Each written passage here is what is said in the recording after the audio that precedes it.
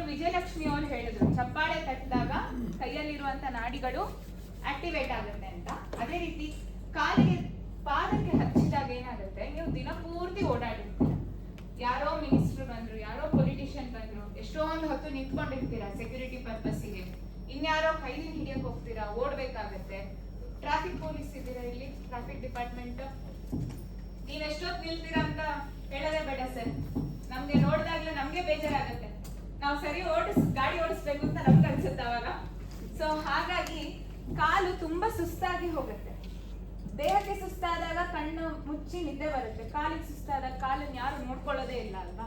So ಕಾಲಲ್ಲಿರುವಂತ ಎಲ್ಲಾ ನರನಾಡಿಗಳು, ಯಾವ್ಯಾವ್ದು ನರಗಳಿದೆ ಕಾಲಿಗೆ, ಎಷ್ಟು ಜನರಿಗೆ ಎಲ್ಲರೂ ಹೇಳ್ತಾರಲ್ವಾ, ಊಟ ಚೆನ್ನಾಗಿ ಜೀರ್ಣ ಆದ್ಮೇಲೆ ಊಟ ಮಾಡ್ಬೇಕು, ಚೆನ್ನಾಗಿ ಜೀರ್ಣ ಆಗುವಂತಹ ಊಟ ಮಾಡ್ಬೇಕು ಅಂತ. ಎಷ್ಟು ಜನರಿಗೆ ಸರಿಯಾಗಿ ಜೀರ್ಣ ಆಗಿದೆ ಅಂದ್ರೆ ಏನು ಅಂತ ಗೊತ್ತಾ? ಹೇಳ್ತಾರಲ್ಲ ಎಲ್ಲರೂ ಜೀರ್ಣ ಮಾಡ್ಬೇಕು, ಜೀರ್ಣ ಆಗಿ ಊಟ ಆದ್ಮೇಲೆ, ಜೀರ್ಣ ಆದ್ಮೇಲೆ ಓಕೆ ಹೊಟ್ಟೆ ಲೈಟ್ ಫೀಲ್ ಆಗುತ್ತೆ, ಹೇಳಿ ಅನ್ಸಲ್ಲ. ಆಮೇಲೆ ಓಕೆ ಊಟ ಆದ್ಮೇಲೆ ಇಮಿಡಿಯೇಟ್ ಜೀರ್ಣ ಆಗುತ್ತಾ ಅಥವಾ ಊಟ ಮಾಡೋದು ಬೇರೆ ಜೀರ್ಣ ಆಗೋದು ಬೇರೆ? ಎರಡು ಬೇರೆ. ಇನ್ಯಾರಾದ್ರೂ ಏನಾದ್ರು ಹೇಳ್ತೀರಾ? ಹೊಟ್ಟೆ ಜೀರ್ಣ ಆದ್ಮೇಲೆ ಹಸಿವಾಗುತ್ತೆ. ಓಕೆ ಹಾ, ಇನ್ಯಾರಾದ್ರೂ ಆ ಕಡೆ ಆ ಲೈನಿಂದ ಯಾರು ಮಾತಾಡ್ತಾ ಇಲ್ಲ ಹೇಳಿ.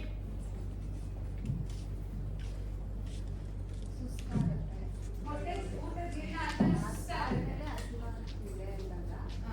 ಅದು ಹಸಿವು ಜಾಸ್ತಿ ಆಗಲ್ಲ. ಹೊಟ್ಟೆ ಜೀರ್ಣ ಆಗಿದೆ ಅಂತ ಹೇಳಿ ಗೊತ್ತಾಗುತ್ತೆ, ಎಲ್ಲರೂ ಹೇಳ್ತಾರಲ್ಲ ಜೀರ್ಣ ಆದ್ಮೇಲೆ ಊಟ ಮಾಡಿ ಅಂತ ಎಲ್ಲರೂ ಹೇಳ್ತಾರಲ್ವಾ. ದೇಹ ಬರುತ್ತೆ ಮೇಡಮ್.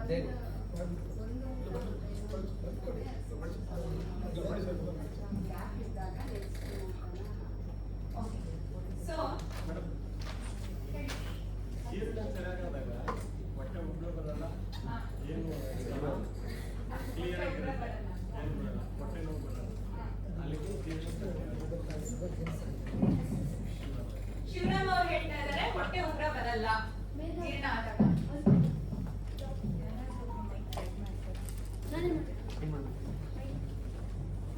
ಸೊ ನೆಕ್ಸ್ಟ್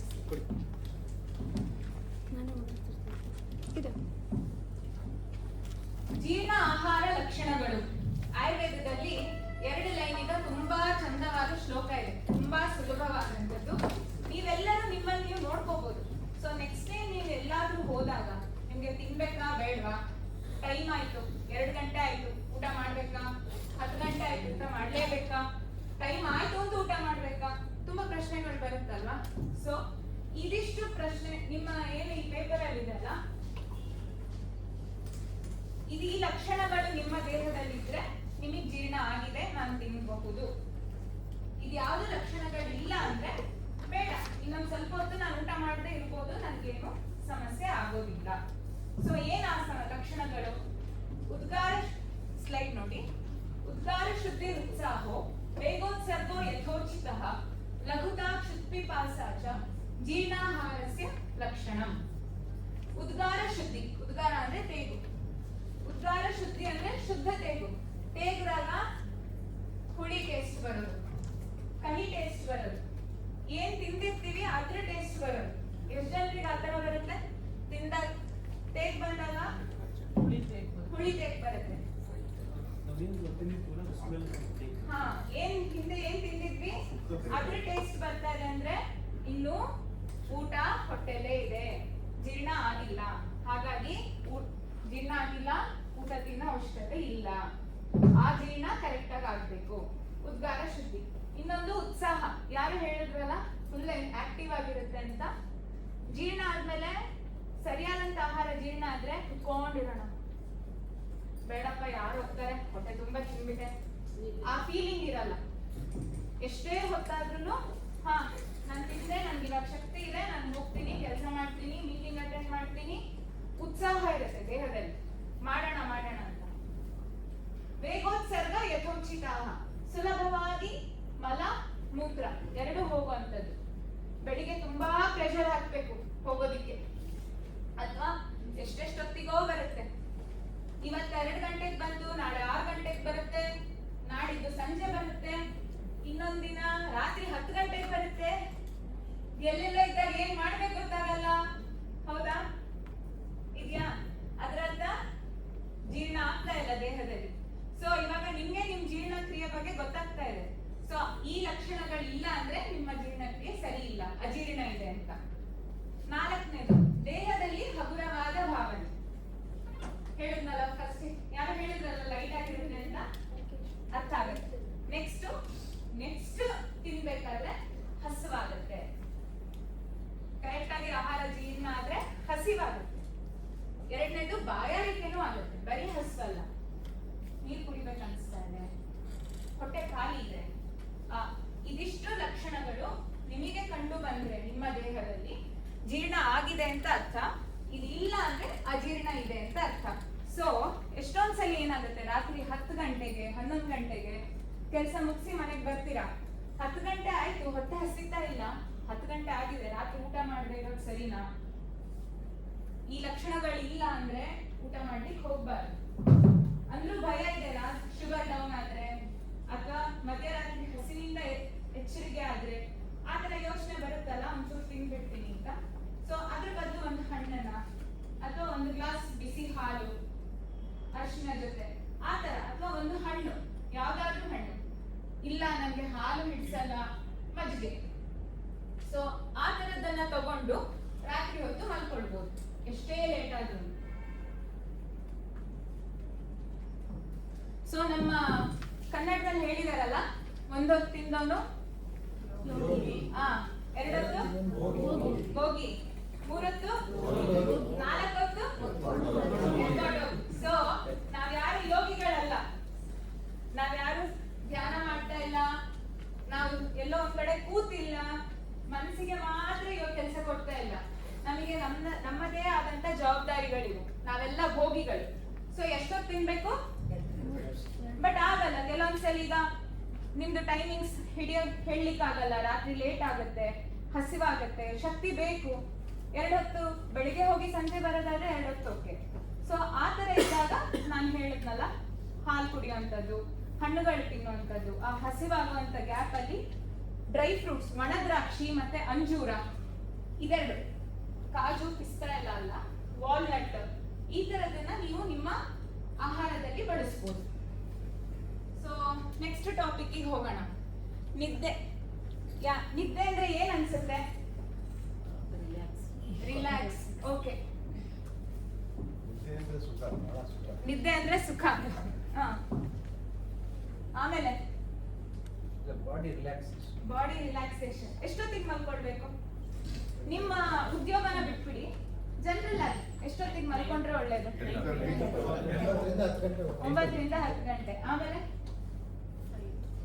ನಿದ್ದೆ ಬಂದಾಗ ನಿದ್ದೆ ಮಾಡ್ಬಿಡ್ಬೇಕು. ಎಷ್ಟೊತ್ತಿಗೆ ಬಂದು ಎಷ್ಟೊತ್ತಿಗೆ ಬಂದ್ರೆ ಮಾಡ್ಬಿಡ್ಬೇಕಾ ಸರ್? ಬೆಳಿಗ್ಗೆ 9 ಗಂಟೆಗೆ ಬಂದು ಮಾಡ್ಬೇಕು. ಅದು ನಿದ್ದೆ ಮಾಡ್ಬಿಟ್ರೆ, ಇಲ್ಲ ನಿದ್ದೆ ನೀವು ಅವಾಯ್ಡ್ ಮಾಡಿದ್ರೆ ಮತ್ತೆ ನಿದ್ದೆ ಬರಲ್ಲ. ಸೊ ಬೆಳಿಗ್ಗೆ ರಾತ್ರಿ ಫುಲ್ ಮಲ್ಕೊಂಡಿದ್ದೀನಿ ನಾನು, ಬೆಳಿಗ್ಗೆ 9 ಗಂಟೆಗೆ ನನ್ ಪುನಃ ನಿದ್ದೆ ಬಂತು, ಮೂಡೇ ಅದು ಇಲ್ಲ. ರೋಗಿ ಅದು ನ್ಯಾಪ್ ಹೇಳೋದು. ಅಂತ ಹೇಳ್ತೀವಿ. ಪವರ್ ನ್ಯಾಪ್ ತಗೊಳ್ಳೇಬೇಕು. ಓಕೆ. ಸೊ ನಿದ್ರಾಯಾತ್ತು ಸುಖಂ, ನಿದ್ರಾ ಇಲ್ಲ ಅಂದ್ರೆ ದುಃಖಂ. ಪುಷ್ಟಿ, ನಿದ್ದೆ ಬಂದ್ರೆ ಏನು ಪುಷ್ಟಿ ಅಂದ್ರೆ ಆರೋಗ್ಯ. ಕಾಶ್ಯಂ, ಏನು ಶಕ್ತಿ ಇಲ್ಲದೆ ಇರುವಂತದ್ದು, ಅನಿದ್ರೆ ಇದ್ರೆ. ನಿದ್ರಾಯಾತ್ತು ಸುಖಂ ದುಃಖಂ, ಪುಷ್ಟಿ ಕಾಶ್ಯ ಬಲ ಅಬಲಂ. ನಿದ್ದೆ ಕರೆಕ್ಟ್ ಆಗಾದ್ರೆ ಸ್ಟ್ರೆಂತ್ ಸಿಗುತ್ತೆ, ಬೆಳಿಗ್ಗೆ ಎದ್ದಾಗ ಕೆಲಸ ಮಾಡ್ಲಿಕ್ಕೆ ಶಕ್ತಿ ಇರುತ್ತೆ.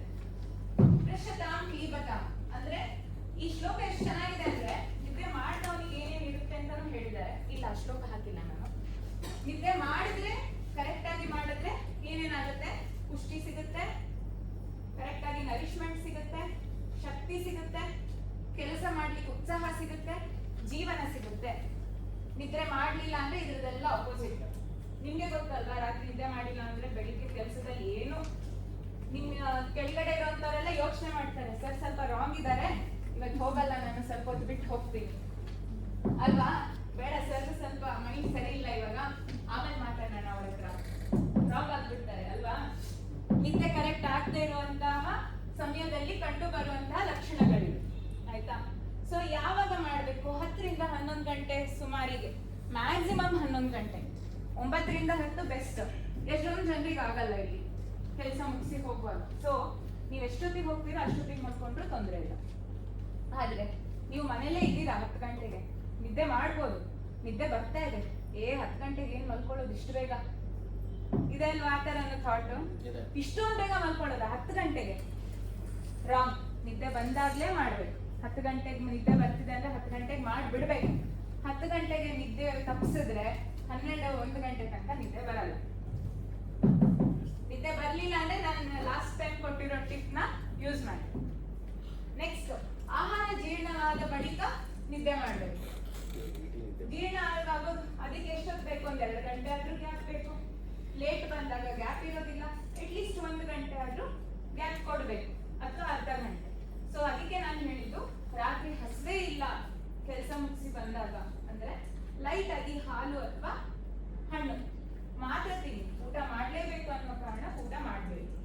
ನೆಕ್ಸ್ಟ್, ಭಾರಿ ಊಟದ ನಂತರ ನಿದ್ರೆ ತಪ್ಪಿಸೋದು ರಾಂಗ್.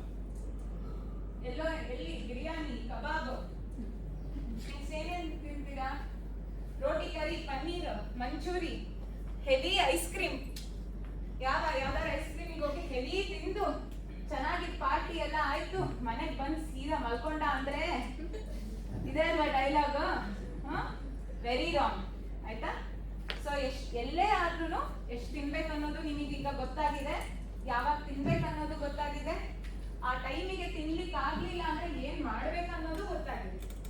ನೆಕ್ಸ್ಟ್, ಯಾವಾಗ್ಲೂ ಮಲ್ಕೊಳ್ಳುವಾಗ ಮನೆ ನೀವೇನ್ ಮಲ್ಕೊಳ್ತೀರಲ್ಲ ಆ ಜಾಗ ಕ್ಲೀನ್ ಆಗಿರ್ಬೇಕು, ಗಜ ಇರಬಾರ್ದು, ತುಂಬಾ ಸೌಂಡ್ ಮಾಡದೇ ಇರುವಂತ ಜಾಗದಲ್ಲಿ ಆದಷ್ಟು ಮಲ್ಕೊಳ್ಳಿಕ್ಕೆ ಪ್ರಯತ್ನಿಸಿ. ಕೆಲವೊಮ್ಮೆ ಆಗೋದಿಲ್ಲ ಪರಿಸ್ಥಿತಿಗಳಿಂದ. ಇದು ನಿದ್ರೆ. ನೆಕ್ಸ್ಟ್ ಪ್ರಶ್ನೆ, ಎಷ್ಟು ಜನರಿಗೆ ಇಲ್ಲಿ ನೈಟ್ ಡ್ಯೂಟಿ ಇರುತ್ತೆ? ಎಲ್ರಿಗೂ ಇದೆ ಅಲ್ವಾ? ಸೊ ಹಾಗಾದ್ರೆ ನೈಟ್ ನಿದ್ದೆ ಮಾಡ್ಲಿಕ್ಕೆ ಆಗಲ್ಲ. ಯಾವಾಗ ಎಷ್ಟು ಸಮಯ ಬರುತ್ತೆ ಸರ್? ಒಂದು ವಾರ ನೈಟು, ಒಂದು ವಾರ ಡೇ. ಒಂದ್ ವಾರ ನೈಟು, ಒಂದ್ ವಾರ ಡೇ. ಸೊ ಈಗ ನಾವ್ ಹೇಳಿದ್ ಯಾವ್ದು ಮಾಡ್ಲಿಕ್ಕೆ ಆಗಲ್ಲ. ಉದ್ಯೋಗದ್ದು ಅದನ್ನ ಏನು ಬೇಕು ಅಂತ ಆಗ್ತಾ ಇರೋದಲ್ಲ. ಸೊ ಹಾಗಿದ್ರೆ ಹಗಲು ನಿದ್ರೆ ಮಾಡ್ಬೇಕಾದ್ರೆ ಅದನ್ನ ನಾನು ನೆಕ್ಸ್ಟ್ ಹೇಳ್ತೀನಿ. ಯಾವಾಗ ರಾತ್ರಿ ನಿದ್ರೆ ಕಮ್ಮಿ ಆಗಿರುತ್ತೆ, ನಿಮ್ಗೆ ಸಾಕಾಗಿರೋದಿಲ್ಲ, ಮಾಡ್ಲಿಕ್ಕೆ ಆಗಿರೋದಿಲ್ಲ ಅಂತ ಟೈಮಲ್ಲಿ ಮಾತ್ರ ಹಗಲು ನಿದ್ರೆ ಮಾಡ್ಬೇಕು. ಸೊ ನೀವು 8 ಗಂಟೆ ಮಲ್ಕೊಳ್ತೀರಾ ಅಂದ್ರೆ ಬೆಳಿಗ್ಗೆ 4 ಗಂಟೆ ಮಲ್ಕೊಳ್ಬೇಕು ದಿನದಲ್ಲಿ, ಅದ್ರದ್ದು ಅರ್ಧದಷ್ಟು. ಫುಲ್ ಡೇ ಮಲ್ಕೊಂಡ್ರೆ ಬೆಳಿಗ್ಗೆ 8 ಗಂಟೆ ಮಲ್ಕೊಂಡ್ಬಿಟ್ರೆ ಇಡೀ ದಿನ ಮಲ್ಕೊಂಡ್ರೆ, ನೀವು ಭಾನುವಾರ ಮಧ್ಯಾಹ್ನ ನಿದ್ದೆ ಮಾಡಿದ್ದೀರಾ ಯಾರಾದ್ರೂ? ಅಲ್ಲ, ನಿಮ್ ರಜೆ ಇದ್ದಿದ್ದ ದಿನ ಮಧ್ಯಾಹ್ನ ನಿದ್ದೆ ಮಾಡಿದ್ದೀರಾ? ಸಂಜೆ ಎದ್ದಾಗ ಹೇಗಿರುತ್ತೆ?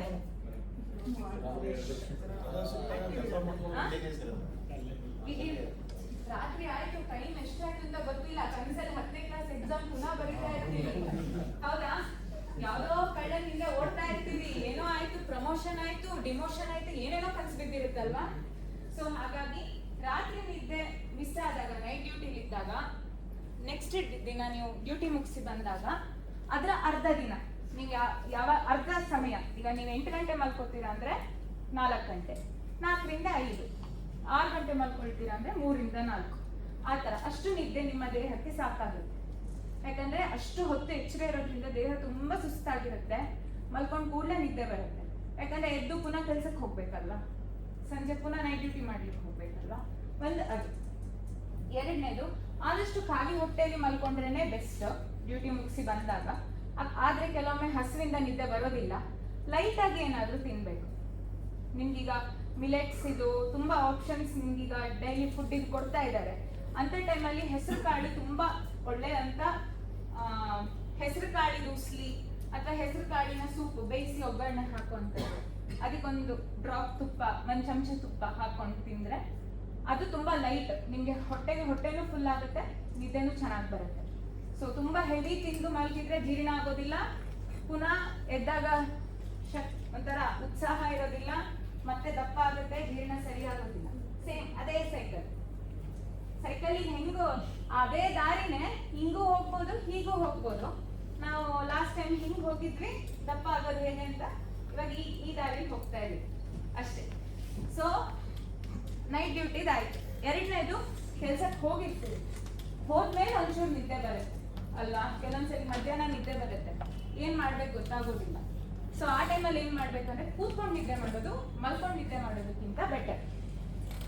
ಕುರ್ಚಿಲೆ ಅಲ್ವಾ? ಯಾಕೆ ಸರ್ ಹೇಳಿ? ಹಾಸಿಗೆ ಮೇಲೆ ಮಲಗಿದ್ರು ಅಷ್ಟು ಚೆನ್ನಾಗಾಗಿರಲ್ಲಪ್ಪ, ಚೆನ್ನಾಗಾಗಿತ್ತು ಅಂತ. 15 ನಿಮಿಷ ಮಲಗಿರ್ತೀರಾ, ಒಂದು 10 ಕಿಲೋಮೀಟರ್ ಹೋಗಿರುತ್ತೆ ಅಷ್ಟೇ, ಎದ್ದಾಗ ಫುಲ್ ಫ್ರೆಶ್ ಅನ್ಸುತ್ತಲ್ಲ. ಸೊ ಡೇ ಟೈಮ್ ಅಲ್ಲಿ ಆಫೀಸಲ್ಲಿ ಏನಾದ್ರೂ ನಿದ್ದೆ ಅವಾಯ್ಡ್ ಮಾಡಕ್ಕಾದ್ರೆ ಬೆಸ್ಟ್. ಬಟ್ ಮಧ್ಯಾಹ್ನ ಹೊತ್ತು ಅಥವಾ ಟೈಮ್ ಅಲ್ಲದೆ ಇರೋ ಟೈಮಲ್ಲಿ ನಿದ್ದೆ ಬರ್ತಂದ್ರೆ ಕೂತ್ಕೊಂಡು ಒಂದು 10 ನಿಮಿಷದಿಂದ 20 ನಿಮಿಷ ಮಲ್ಕೊಳ್ಳೋದು ಸಾಕಾಗುತ್ತೆ. ಟಾಪ್ ಅಪ್ ನಿದ್ದೆ. ಹೌದು, Top ಟಾಪ್ ಅಪ್ ನಿದ್ದೆನಾ? ಓಕೆ. ಸೊ ಇವತ್ತು ನಾವು ನಿದ್ದೆ ಬಗ್ಗೆ ತಿಳ್ಕೊಂಡ್ವಿ, ಜೀರ್ಣ ಆಹಾರದ ಬಗ್ಗೆ ತಿಳ್ಕೊಂಡ್ವಿ. ನಾನು ಇವತ್ತೆಲ್ಲರೂ ಟಿಕ್ ಮಾರ್ಕ್ ಮಾಡಿ, ನಾನು ಲಾಸ್ಟ್ ದಿನ ಇದೆಯಲ್ಲ ಇವತ್ತು ಟಿಕ್ ಮಾರ್ಕ್ ಮಾಡಿ ನನಗೆ ಈ ಶೀಟ್ ವಾಪಸ್ ಕೊಡಿ, ನಿಮ್ಮ ಹೆಸರನ್ನ ಬರ್ತೀರಿ. ನಾನು 90ನೇ ದಿನ ಇದೇ ಶೀಟ್ ಕೊಡ್ತೀನಿ. ಎಷ್ಟೆಷ್ಟು ಜನರಿಗೆ ಬೆಟರ್ ಡೈಜೆಷನ್ ಆಗಿದೆ, ಅಜೀರ್ಣ ಕಮ್ಮಿ ಆಗಿದೆ, 90 ದಿನದಲ್ಲಿ ಏನು ವ್ಯತ್ಯಾಸ ಬಂದಿದೆ ಅನ್ನೋದು ನನಗೆ ತಿಳಿಸು, ಗೊತ್ತಾಗುತ್ತೆ. ಆಗ್ಬೋದಾ? ಏನಾದ್ರು ಡೌಟ್ ಇದೆಯಾ? ಡೌಟ್ ಇದೆಯಾ ಏನಾದ್ರು? ಅರ್ಥ ಆಯ್ತಾ? ಅರ್ಥ ಆಯ್ತಾ? ಏನಾದ್ರು ರಿಪೀಟ್ ಮಾಡ್ಬೇಕಾ? ಓಕೆ. ನಾನು ಲಾಸ್ಟ್ ಟೈಮ್ ಕೊಟ್ಟಿದ್ದೆ 2 ಟಿಪ್ ಆಯ್ತು. ಇವತ್ತು ಇನ್ನೊಂದು ಟಿಪ್ ಅನ್ನ ಕೊಡ್ತೀನಿ ನಾನು. ಇವತ್ತು ಹೊಸ ಟಿಪ್. ಬೆಳಿಗ್ಗೆ ಎದ್ದು ಹಲ್ಲುಜ್ಜಿ ಆದ್ಮೇಲೆ, ಬೆಳಿಗ್ಗೆ ಎದ್ದು ಹಲ್ಲುಜ್ಜಿ ಆದ ಕೂಡಲೇ 1 ಅಥವಾ 2 ಚಮಚ ಕೊಬ್ಬರಿ ಎಣ್ಣೆ ಅಥವಾ ನಿಮ್ಗೆ ಯಾವ ಎಣ್ಣೆ ಆಗುತ್ತೆ ಅದು ಬಾಯಲ್ಲಿ ಇಟ್ಕೊಂಡು, ಆ ಎಂಜಿನ್ ಏನ್ ಬರುತ್ತಲ್ಲ ಅದನ್ನ ಹಾಗೆ ಇಟ್ಕೊಂಡು ಉಗುಳಿಸ್ಕೊತೀವಲ್ಲ, ಒಂದು 5 ನಿಮಿಷ ಇಟ್ಕೋಬೇಕು. ಬಾಯಲ್ಲೇ ಇರ್ಬೇಕು, ಉಗಿಯೋದಲ್ಲ. ಒಂದು 5 ನಿಮಿಷ ಎಂಜಿಲೆಲ್ಲ ತುಂಬಿಕೊಂಡು ಬಾಯಿ ಫುಲ್ ಆಗುತ್ತೆ, ಅವಾಗ ಅದನ್ನ ಉಗಿಬೇಕು. ಇದನ್ನ ಗಂಡೂಷ ಅಂತ ಹೇಳ್ತಾರೆ, ಆಯಿಲ್ ಪುಲ್ಲಿಂಗ್ ಅಂತ ಹೇಳ್ತಾರೆ. ಇದು ಏನ್ ಮಾಡುತ್ತೆ ಅಂದ್ರೆ, ನಾವೇನು ಜೀರ್ಣ ಹೊಟ್ಟೆ ಕಡೆನೆ ಗಮನ ಹರಿಸ್ತೀವಿ ಜೀರ್ಣದ ಬಗ್ಗೆ. ಫಸ್ಟ್ ಡೈಜೆಷನ್ ಆಗೋದು ಬಾಯಲ್ಲಿ. ನಾವೇನ್ ಅಗಿತೀವಲ್ಲ, ಫಸ್ಟ್ ಡೈಜೆಷನ್ ಜೀರ್ಣ ಆಗೋದು ಬಾಯಲ್ಲಿ. ಅದಕ್ಕೆ ಊಟ ಮಾಡುವಾಗ ಮಾತಾಡ್ಬೇಡಿ, ನಾವು ಜಾಸ್ತಿ ಅಗಿಯಲ್ಲ, ಹೊಟ್ಟೆ ಜಾಸ್ತಿ ಜೀರ್ಣ ಮಾಡ್ಬೇಕಾಗತ್ತೆ. ಹಾಗಾಗಿ ಬಾಯಲ್ಲಿ ಹಲ್ಲಿನ ಶಕ್ತಿ, ಮಸಡಿನ ಶಕ್ತಿ ಜಾಸ್ತಿ ಆಗುತ್ತೆ. ಬಾಯಲ್ಲಿರುವಂತ ಬ್ಯಾಕ್ಟೀರಿಯಾಗಳೇನಾದ್ರೂ ಸಮಸ್ಯೆ ಕೊಡುವಂತ ಬ್ಯಾಕ್ಟೀರಿಯಾ ಇದ್ರೆ ಅದು ಲಾಂಗ್ ತುಂಬಾ ಮುಂದೆ ಹೋಗುವಾಗ ಅದ್ರದ್ದು ಸಮಸ್ಯೆ ಬರೋದಿಲ್ಲ. ಆಯಿಲ್ ಆಗ್ಲಿಲ್ಲ ಕೆಲವೊಬ್ಬರಿಗೆ ಅಂತಂದ್ರೆ ನೆಲ್ಲಿಕಾಯಿ ಪುಡಿ ನೀರಲ್ಲಿ ಕೂಡ ಬಾಯಿ ಕುಡಿಸ್ಕೋಬಹುದು. ಬ್ರಷ್ ಮಾಡಿದ್ರೆ ಬಿಫೋರ್ ಒಂದು ಲೋಟ ಬಿಸಿನೀರು ಕುಡಿಯೋದು ಮೇಡಮ್? ಬೇಡ ಸರ್, ಅದನ್ನ ಉಷಾಪಾನ ಹೇಳ್ತಾರೆ. 4 ಗಂಟೆಗೆ ಎದ್ದು ಅದನ್ನ ಕುಡಿಯಕ್ಕಿರೋದು. ನಾವು ಹೇಳುವಾಗ 6 ಗಂಟೆ ಆಗುತ್ತೆ, ಹಾಗಾಗಿ ಅದು ಅಡ್ವೈಸಬಲ್ ಅಂತ. ಬ್ರಷ್ ಬಿಫೋರ್ ಒಂದು ಲೋಟ ಬಿಸಿನೀರು ಕುಡಿರಿ, ಅಲ್ಲಿ ಏನು ಲಾಲಾರಸ ಉತ್ಪತ್ತಿ ಆಗ್ತದೆ, ಅದೆಲ್ಲ ಉತ್ತಮ ಅಂತ ಹೇಳ್ತಾರೆ. ಬ್ರಷ್ ಬಿಫೋರ್ ನೀರು ಕುಡಿಲೇಬಾರ್ದು. 4 ಗಂಟೆಗೆ ಎದ್ದಾಗ ಉಷಾಪಾನ ಅಂತಿದೆ, ನೀವೇನ್ ಹೇಳ್ತಾ ಇದ್ದೀರಲ್ಲ ಅದ್ರ ಎಫೆಕ್ಟ್ ಸಿಗೋದು ಅವಾಗ ಎದ್ದಾಗ ಕುಡಿದಾಗ ಮಾತ್ರ. ಡಾಕ್ಟರ್ ಬೇಗ ಮಾಡಿ. 4-5 o'clock ಇದ್ದಾಗ ನಾವು ಬಾಯಿ ತೊಳೆದೇನೆ ಫಸ್ಟ್ ನೀರು ಕುಡಿಬೋದಲ್ಲ? ಆದ್ರೆ ನೀವು ಅದನ್ನ ರೆಗ್ಯುಲರ್ ಮಾಡ್ಲಿಕ್ಕಾದ್ರೆ ಒಳ್ಳೇದು. ರೆಗ್ಯುಲರ್ ಆಗ್ಲಿಲ್ಲ ಅಂದ್ರೆ ಬೇಡ. ಮತ್ತೆ ಕುಡಿಯೋದಂದ್ರೆ 1 ಲೀಟರ್ ನೀರಲ್ಲ, ಒಂದು ಗ್ಲಾಸ್ ನೀರು 100 ml. ಯಾವಾಗ್ಲೂ ಲಾಸ್ಟ್ ಟೈಮು ಹೇಳಿದ್ದೆ, ಏನ್ ಸರಿ ತಿಂತೀವ ಅನ್ನೋದು ಇಂಪಾರ್ಟೆಂಟ್ ಅಲ್ಲ, ಎಷ್ಟು ತಿಂತೀವ ಅನ್ನೋದು ಅಷ್ಟೇ ಇಂಪಾರ್ಟೆಂಟ್, ಎಷ್ಟು ಕುಡಿತೀವಿ ಅನ್ನೋದು ಅಷ್ಟೇ ಇಂಪಾರ್ಟೆಂಟ್. ಬಿಸಿ ನೀರ ತಣ್ಣೀರ ಬೆಳಿಗ್ಗೆ ಕುಡಿಯೋದು. ನಿಮ್ಗೆ ನೆಗಡಿ ಎಲ್ಲ ಜಾಸ್ತಿ ಆಗುತ್ತೆ ಅಂದ್ರೆ, ನೆಗಡಿ ಆಗುವಂತ ಪ್ರಮೇಹ ಅಂದ್ರೆ ಜಾಸ್ತಿ ಬರುತ್ತೆ ಅಂತಂದ್ರೆ ಬಿಸಿನೀರಿಗೆ ಹೋಗಿ, ಉಗುರು ಬೆಚ್ಚಗೆ ನೀರು, ಬಿಸಿ ನೀರು ಕುಡಿಲಿಕ್ಕೆ ಆಗೋದಿಲ್ಲ. ಇಲ್ಲ ಅಂದ್ರೆ ತಣ್ಣೀರು ಕುಡಿದ್ರು ಪರವಾಗಿಲ್ಲ. ಬೇರೆ ಯಾರಿಗಾದ್ರೂ ಏನಾದ್ರು ಪ್ರಶ್ನೆ ಇದೆಯಾ ಡಾಕ್ಟರ್? ಗ್ಲಾಸ್ ನೀರು ಮತ್ತೆ ಅದಕ್ಕೆ ಒಂದು ಬರೀ ನಿಂಬೆಹಣ್ಣ ಕಟ್ ಮಾಡ್ಕೊಡ್ಬೇಕಾಗಿ ಕುಡಿಬೋದಾ?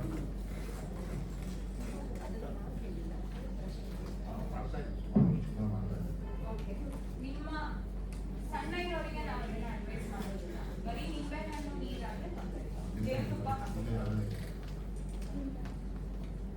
ಸೊ ಗಂಡೂಷ ಆಯಿಲ್ ಪುಲ್ಲಿಂಗ್ ಈ ವಾರದ ಟಿಪ್. ನೆಕ್ಸ್ಟ್ 2 ವೀಕ್ಸ್ ಬಿಟ್ಟು ನಾನು ಕೇಳ್ತೀನಿ ಯಾರ್ಯಾರಿಗೆ ಹಲ್ಲು ಜುಮ್ ಅನ್ನೋದು ಕಮ್ಮಿ ಆಗಿದೆ, ಹಲ್ಲು ನೋವು ಬರೋದು, ಕಸಡು ಒಂಥರ ಹಲ್ಲೇ ಇಲ್ಲ, ಬಾಯಿ ಖಾಲಿ ಇದೆ ಅಂತ ಅನ್ಸುತ್ತಲ್ವಾ, ಅದೆಲ್ಲ ಕಮ್ಮಿ ಆಗಿದೆಯಾ ಅಂತ ನನಗೆ ಹೇಳ್ಬೇಕು. ನೆಕ್ಸ್ಟ್ ಇದರಲ್ಲಿ ಸ್ಮೆಲ್ ಬರೋದು, ಹೌದು, ಓಕೆನಾ? 1 ಚಮಚ ತಗೋಬಹುದು ಸರ್, ತೊಂದರೆ 1 ರಿಂದ 2 ಚಮಚ ತನಕ ತಗೋಬಹುದು. ಫುಲ್ ಬಾಯಿ ತುಂಬಿಸ್ಕೊಳ್ಳೋಷ್ಟು ಇಟ್ಕೋಬೇಡಿ. ಎಂಜಿನಿಂದ ಬಾಯಿ. ಒಂದು ಪ್ರಶ್ನೆ ಬಂತು. ಇದನ್ನ ಒಂದ್ಸಲ ರಿಪೀಟ್ ಮಾಡಕ್ಕಾಗತ್ತಾ? ಈ ಆಯಿಲ್ ಕೂಲಿಂಗ್ ಅನ್ನೋ ಎಂಬುದನ್ನ ಇನ್ನೊಂದ್ಸಲ ರಿಪೀಟ್ ಮಾಡ್ತೀರಾ? ಇವಾಗ ನಾನು ಹೇಳ್ತೀನಿ, ಕೇಳಿಸ್ಕೊಳ್ಳಿ. ಬೆಳಿಗ್ಗೆ ಎದ್ದಿದ್ದೀರಾ, ಹಲ್ಲುಜ್ತೀರಾ, ಹಲ್ಲುಜ್ಜಿ ಆದ ಕೂಡಲೇ ಇಮಿಡಿಯೇಟ್ 1 ರಿಂದ 2 ಚಮಚ ಎಣ್ಣೆನ ಬಾಯಿಗೆ ಹಾಕೋಬೇಕು. ಕೊಬ್ಬರಿ ಎಣ್ಣೆ. ತುಂಬಾ ಒಳ್ಳೆ ಪ್ರಶ್ನೆ ಸರ್. ಸೊ ಇಷ್ಟೊತ್ತು ನಾವು ಯಾವ ಎಣ್ಣೆ ಹೇಳಿದ್ವೋ ಅದೇ ಎಣ್ಣೆ.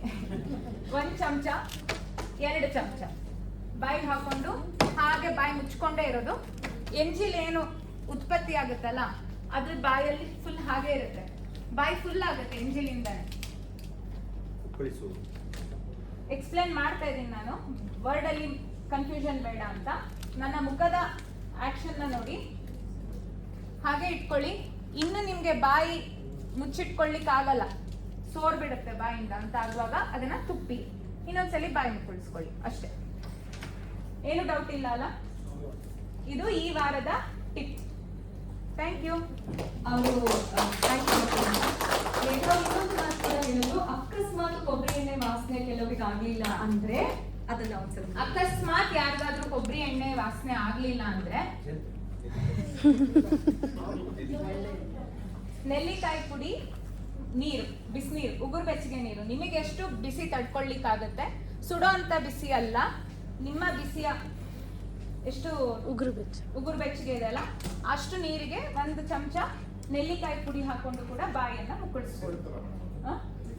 ನೆಲ್ಲಿಕಾಯಿ ಪುಡಿ ಸ್ವೀಟ್ ಇರೋದಿಲ್ಲ ಸರ್, ಸಿಗುತ್ತಲ್ಲ ನಿಮ್ಗೆ ಇದರಲ್ಲಿ ಸಿಗುತ್ತೆ, ನೆಲ್ಲಿಕಾಯಿ ಪುಡಿ ಸಿಗುತ್ತೆ.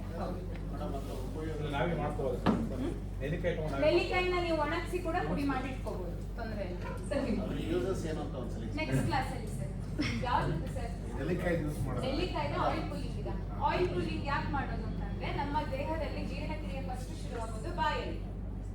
ಊಟ ಮಾಡುವಾಗ ಮಾತಾಡ್ಬೇಡ ಅಂತ ಹೇಳೋದು, ಜಾಸ್ತಿ ಅಗಿಯೋದಿಲ್ಲ, ನಾವು ಸುಮ್ಮನೆ ನುಂಗ್ಬಿಡ್ತೀವಲ್ಲ, ಹೊಟ್ಟೆಗೆ ಜಾಸ್ತಿ ಲೋಡ್ ಜೀರ್ಣ ಆಗೋದಿಕ್ಕೆ. ಹಾಗಾಗಿ ಜೀರ್ಣಕ್ರಿಯೆ ಜಾಸ್ತಿ ಆಗ್ಬೇಕಂದ್ರೆ ಹಲ್ಲುಗಳು ಶಕ್ತಿಯುತವಾಗಿರ್ಬೇಕು. ಸೊ ಆಯಿಲ್ ಕೂಲಿಂಗ್ ಮಾಡಿದಾಗ ಗಮ್ಸಿಗೆ ಮತ್ತೆ ಹಲ್ಲಿಗೆ ಸರಿಯಾದಂತ ನರಿಶ್ಮೆಂಟ್ ಸಿಗುತ್ತೆ, ಮತ್ತೆ ಬಾಯಲ್ಲಿರುವಂತ ಕೆಟ್ಟ ಬ್ಯಾಕ್ಟೀರಿಯಾಗಳು ನಶಿಸಿ ಹೋಗುತ್ತೆ. ಸೊ ಡೈಜೆಷನ್ಗೆ ಹೆಲ್ಪ್ ಆಗುತ್ತೆ, ಅದಕ್ಕೋಸ್ಕರ.